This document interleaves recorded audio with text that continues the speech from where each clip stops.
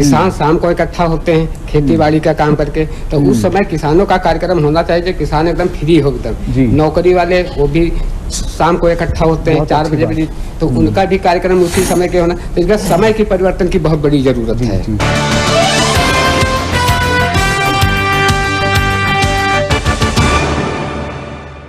तपस्विनी सामंत राय, आपके क्या विचार हैं इस बारे में?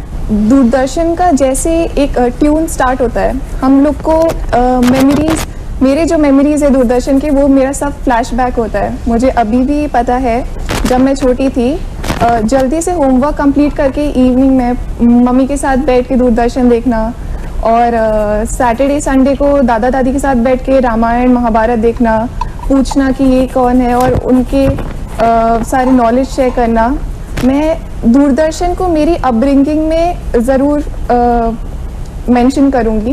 दूरदर्शन के बारे में अगर मैं अच्छी चीज़ें जैसे मैं जानती हूँ कि हम लोग का जितना भी नेशनल टूर्नामेंट्स होता है, ऑल इंडिया टूर्नामेंट्स होता है, दूरदर्शन है जो बहुत ज़्यादा पार्टिसिपेट करके हम लोग के टूर्नामेंट्स को टेलीकास्ट करता है। बहुत सारे जितने भी लोकल टैलेंट्स है वो दूरदर्शन में वो लोग बहुत ज़्यादा प्रमोट करते हैं, उन लोग को ज़रूर दिखाते हैं ताकि लोगों को पता चले कि बाहर ही नहीं बल्कि जितने सब लोकल एरियाज़ है, विलेजेस है, सब सिटीज़ है, उनके वहाँ पे भी कितने सारे सब लोग हैं जो इतने टैलेंटेड है, वो बस उन्हें एक प्लेटफॉर्म नहीं मिल पा रहा है अपना टैलेंट को दिखाने के लिए। पर दूरदर्शन को हैट्स ऑफ टू दूरदर्शन जो इतना ज़्यादा प्रमोट करता है वो।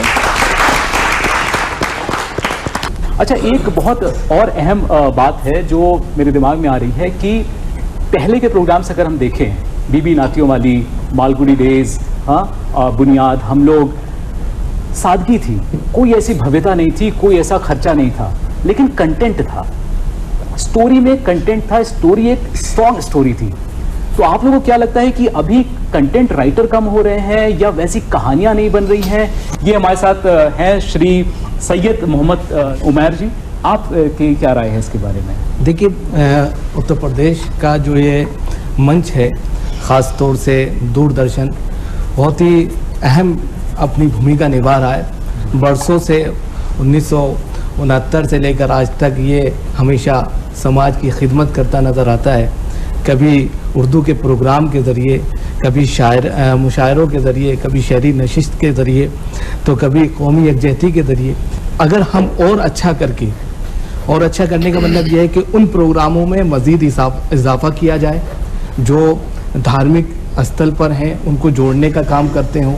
जैसे मिसाल के तौर पे उर्दू एक शीरी ज़बान है, बहुत शादाबी रखती है, आपस में मेल का काम करती है, मेल जोल रखती है, आपस में प्रेम, मोहब्बत, उख़ुवत, भाईचारगी का दर्स देती है। उस ज़बान को और फ़रोग़ दिया जाए।